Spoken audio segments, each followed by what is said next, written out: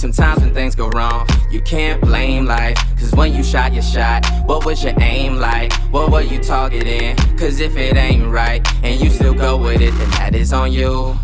It's on you, it's on you, it's on you. What's going on, you guys? This is ROMI Singer and Sam Hay, and you are listening to the Mindset Rebooted podcast. And if you are a first-time listener, thank you so much for stopping by. Here on the Mindset Rebooted podcast, we like to have conversations that help us to elevate the way we think, baby. And what that means is that we have old ways of thinking that have held us back in the past, and we like to take on new ways of thinking that help us to maximize our full potential and to become the best versions of ourselves. And all we ask is that you share this episode with one other person so we can help more people elevate the way they think. Exactly. And if you listen to the intro, you were listening to the smooth tunes of yours truly. No, I mean, honestly, like we're going to talk about that actually today because, you know, a lot of y'all will hear the intro or you'll hear us engage in conversations about like, oh yeah, like my experience happened in music or whatever. And you'll be like, oh, well, like we hear you on the podcast, but we don't actively see you doing music, right? And so my story is very similar to a lot of other people that we know. What's the real reason behind people kind of not putting themselves in the public eye with certain things that they do? And so for me specifically, like let's just take it back to the beginning. I was very passionate about doing music when I was very young in high school. I mean, I worked on my craft as a lyricist like every single day, right? And so, I mean, it got to the point like where it was the only thing I could think about. You know, I mean, I dream about it. Every time I got a line, I was like, okay, I got to record this. I do like little voice notes or whatever. Before I was even able to get to a studio, I used to record on the speaker of my phone. I was that passionate. And I would envision myself being in the vocal booth doing these different things, but I wasn't actually doing it. Fast forward, when I left Staten Island, New York, and I ended up going to Dover, Delaware, I ended up getting into the studio. Shout out to my guy Pearl. He was actually the one who mentored me and got me into my first studio. And we began to do music, and I was pumping it out and I was doing this. A lot of y'all who are friends with me on Facebook, y'all remember. And so I was just hitting it hard. I did a lot of different performances, dropped a whole project, dropped little freestyles, everything. Traveled in a whole bunch of different places, won competitions. In fact, I don't know if I've ever shared this with you. I competed one time in Philly. There was this one competition called Charlie Mack's Talented Teens. For those people who don't know, Charlie Mack is close friends with Will Smith. And so at that competition, I actually won out of all the rappers. I came in third place overall in the competition. And then Will Smith presented me with a check for like, I don't know, I think it was like $10,000, but it wasn't money that you could just spend on whatever. It was money that you could only spend on, I think it was like for like education or something. Okay, like so that. it's kind of like a scholarship fund. It was like that. Nice. It was like this big check. Whatever happened to it, I don't know. There was like a whole bunch of different things got robbed. Yeah. So anyway, point is that actually did happen. But also in other experiences, I've been in the studio with other artists. I've been at the table, essentially. I've been at the table understanding how certain things work in the industry. And for me personally, I started to become discouraged because what I started to realize was that certain people wanted me to go into a direction that was different than the one that I wanted to go in. What I've noticed is that when people get into the music industry and they become big name artists, if they are not independent, if they're signed to a record label, they don't really have control, right? Like, let's just be honest, right? You have a slave deal. And when you say control, is that creative control? What is that? Schedule control? Both, really. Sleeping, eating control? What is that? Well, I don't know if it's sleeping, eating per se, but both. I would say like creative and schedule, things like that, right? Like you can create something and be like, oh, we want kind of something like this. Or they might shelf you, right? Like they might not release your music, right? So you have tons of people who get into these deals with labels and then you never really hear about them, right? They're just under a slave deal, a 360 deal where the label owns a piece of everything you do, right? And they own your masters, right? So they're making money off of your music and you're seeing maybe like cents, you know? And so that type of life wasn't for me. Y'all know me, I don't use profanity, but I had someone who he's established in the music industry, I'll just say that, who told me specifically like, hey, you're very talented, but I really think that you should try putting on a different persona. And I was like, what do you mean? He was like, I know you don't curse, but like, maybe you should curse. Even Nicki Minaj, like she comes off as being younger, even though she's really older. People don't know that, and she does this. It's just a persona. It's just a persona. And I was just like, okay. And he was like, yeah, like try doing music like this. And I was just like, but I don't want to do music like that. I don't like doing music like that. Yeah. And so I personally felt like I was losing the joy for it, because what was once something that just happened so organically, I then was trying to come up with how I could create stuff that would work for someone else's approval. When you're living for other people's approval, you'll die by their rejection. So it just didn't really sit right with me. So I started to have these internal conflicts, and then it got to a point where I just even halted doing music for just a long time. In fact, I ended up joining the Navy not too long after, and my life just changed into a different direction. And then, I would still have people who hit me up and was like, hey, how come you're not doing music and this, that, and the third? And I would tell them like, oh, like I'm working on this, I'm doing that. And sometimes I actually did create. I have a whole bunch of songs that I've created that I just have never released. But it was more so because it was more therapeutic for me to just create. Mm-hmm. And I didn't release it because I didn't necessarily, I got to the point where I didn't even care about being in the public eye. Mm. I just felt like I had more solitude just doing it for me and not having to worry about the fame or people controlling me and things like that. Because what I've noticed is a lot of these people who get into the industry, their life is no longer their own. Mm-hmm. And I didn't want that. So just a quick question, because I also had I didn't have a similar background with you where I actually met with the label, but like I grew up, playing in bands. We're all jamming, playing guitar, and we all had that goal of being rock stars. So we were in the rock world, and then sometimes we'll play, oh, you can't play the guitar, cool, one of our buddies will jump in for the show, or hey, we gotta do a track just for fun of it. All right, let me get on drums, even though that's not my main shtick, right? And our goal was to be rock stars because we wanted the fame. We wanted the fame and the accomplishment with it. And was that how you started too? Oh, absolutely. That was literally, in fact, if anybody who's ever heard my first project, it's called Who Is Sam Hay? That's my first project. The first song on the first project is a song called Flame My House.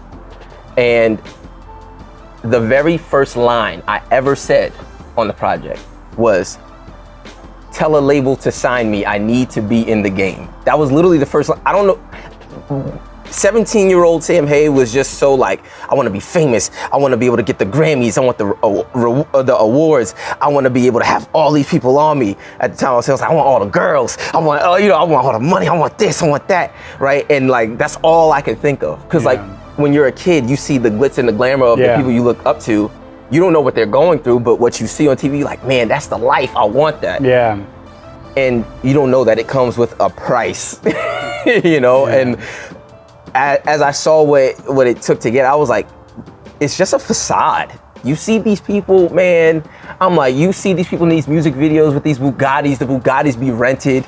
You see the mansions are rented. Yeah, it's rented. Yeah. You know what I mean? You got somebody yelling at them in the, before they start shooting to do something like this and do something like that.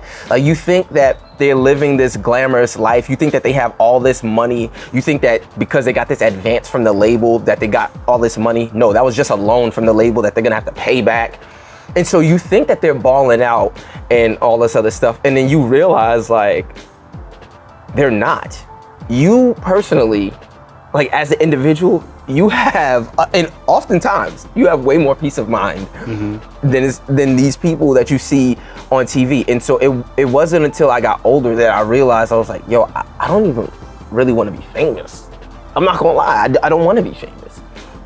I want to be able to have an impact on people, you know what I mean? Like, and my whole idea of being a legend or leaving a legacy is completely changed. Like before, I used to think like, okay, You have your name on the building. Oh, Trump Towers. Everybody's gonna know who this person is forever. I'm like, bro, like, however many years from now, people's not gonna remember you. Like the next generations, they're not gonna even know who you are, right? Yeah. And they may read about you if you happen to be mentioned in the history books, but if not, who's gonna remember you? So really, to me now, my only goal is having peace of mind, establishing, you know, my family, and being able to leave a legacy where I instill in my children or those who I come in contact with,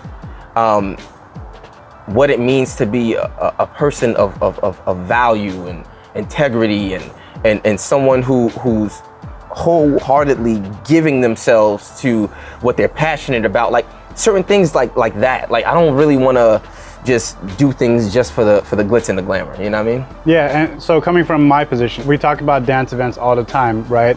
And I have a brand with that, and I have a brand that's supported by personality. Yeah. It's a personality-driven brand, meaning that when people see the brand, they think of me, and when they see me, they think of the brand.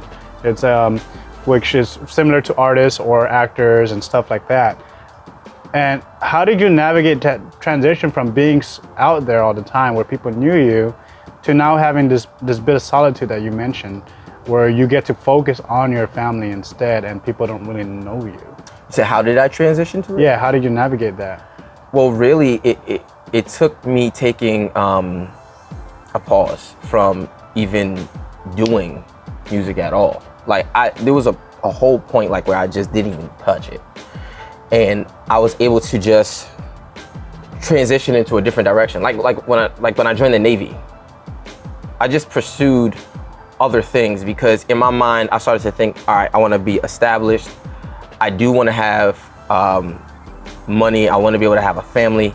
And so I started to think about what would take me in that direction. I really just shifted my focus. Mm-hmm. And so usually whatever you put your focus on, you walk towards. And so that's what I did. I was like, what can allow me to have that? And so I started to find new opportunities that I previously had my eyes closed to, because before my only focus was on, I want to be famous and I want everybody to know me. So that's really how I navigated it. It's just my priorities changed. And a lot of times your priorities or your values, they won't change until you have a defining experience, right? So for me, that defining experience was me being told to be different than who I actually was. And that made me say, okay, this is not the direction for me. I pivoted in a different direction. So that was really how it navigated. It just happened organically. It wasn't like I had to force it. It just, life kind of forced me into a different direction. I gotcha. Now I want to think about, the independent artists or the independent brands who don't have a managing label to tell them what to do and stuff like that. What are your thoughts about those independent artists who are able to decide their creative direction, who are able to decide their business strategy? And like, for example, Tom McDonald, you've heard me mention him before. He's an independent artist. I know for a fact that he was the one who's shipping all the CDs to his fans, all the merch, signing them. I knew he was the one doing all of that. Yeah. And so what kind of different fame is that where it's yours, and what are your thoughts on independent artists? Well, I think the key word is, or keywords that you just said, where it's yours. That's what I think about it. The independent role, I love that because it's yours. You own it. And when I say you own it, I'm not just talking about the product. I mean, like, you own the process. You own every step of the way. Like, to me, that's actually the most liberating thing. What brings fulfillment is improvement and seeing things progress. That's what brings fulfillment. A lot of people are like, oh, I just want money, I just want fame. I'm telling you, once you have those things, it becomes a new normal. And then if that was your only goal, you hit this plateau, and then you can fall into a state of depression.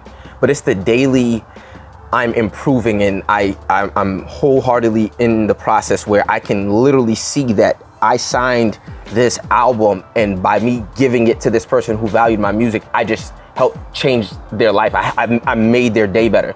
That's gonna then give you fulfillment, right? And so that, to me, that whole pouring into somebody else's cup and then it pouring back into you, that's what you get as an independent artist based on what I've seen.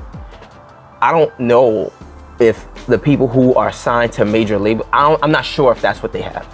I can't speak for everyone. For some people they do, but I know for a lot of the independent artists that I know, they're free. And a lot of people will think, oh, well, not everybody knows you though, and you're not making as much money as you could under the label. I'm like, well, actually, it's really not about the amount of money that's, you know, flowing in. It's really about what's the amount of money that's flowing out. Okay, that sounds like a statement that doesn't make sense. Let me elaborate. Well, if I made $10 billion a year, but my expenses were 9.99 billion or whatever, I'm left with something like ridiculously low. But as an independent artist, if I own the process and I'm only generating maybe 500,000 a year, but I pay maybe me and one other person, and I pay my taxes, and I own everything. And so if a movie wants to use my music, or a TV show wants to, and I'm generating all these different royalties and different things like that, that means I'm always generating cash flow, and I'm also owning everything about what's me, and I'm just being able to fulfill fill other people's cups. As opposed to if I'm owned by somebody else, they are exploiting me, and I'm never seeing anything in return for what I've created. So that to me is really the benefit of being able to own what's yours. You know what I mean? Yeah, and I have to tell you, I had a hidden agenda in this topic today. Okay. Because everything you've told me is a reason why I believe everyone should try their own side hustle. Because a lot of us, we start with a day job, a salary job, or whatever have you. And I think someone said that your day job or your salary is a cost of you giving up your dreams, or a cost of you giving up your freedom, because you're relying on a bigger organization to take care of you. You don't own the means of earning money. You're just someone there. Now, I don't want to talk smack on anyone who feels secure in that, because everyone has different things. But what I want to touch on is that freedom that you're mentioning, that owning of, hey, if I have a side hustle, whether that's full-time or part-time, I own it. I get to keep all of it after EBITDA. EBITDA, Google it. My bad. I'm going on a tangent now. But that's everything you've mentioned to me about the music industry is in full support of why we should all have some kind of side hustle. Yeah, absolutely. Right? Like there's nothing more empowering. And then here's the other part too. Let's just say it expands into something. I now have something that I can leave with the next generation. I can pass that on to my children. Yeah. So when you talk about legacy building, even if that side hustle or that business that I developed, even if I'm not the face of it and no one ever knows my name, it doesn't matter. As a man, I'm gonna feel fulfilled that I left something behind with the people that I love, especially since when we die, we can't take any of this with us, right? It's all meaningless, it's nothing, right? So really your priorities should be being able to live a life well fulfilled and being able to leave the world better than how you came into it. And that doesn't mean that you can change the entire world. That's unrealistic thinking, but I can change what's in my scope. You know what I mean? Whatever is within my control, if I can leave that better and everyone else does that too, that's how the world gets better. It's not one person doing it. And so I agree with you. Owning something of your own, it's essential. Yeah, and I want to leave it at that, because that was my hidden agenda. Thank you so much for playing along. And thanks for sharing your story. I don't know how many people have heard this side of the music industry. Yeah. You know? Yeah, man. So that's what we got for today. We know that there's a lot of great value in this episode just from Sam's story alone. Yeah. And if you have been wanting to do your own thing, you want to try your own project, your own passion project, go from passion to profits on the side, go for it. That's what we like to do. Like, we want to change the way that we think about how to earn a living and help our friends and family. So if you got a great lesson from this episode, share it with one person, and we'll see you in the next episode. Mindset Rebooted. Sometimes when things go wrong, you can't blame life. Cause when you shot your shot, what was your aim like? What were you targeting? Cause if it ain't right, and you still go with it, then that is on you.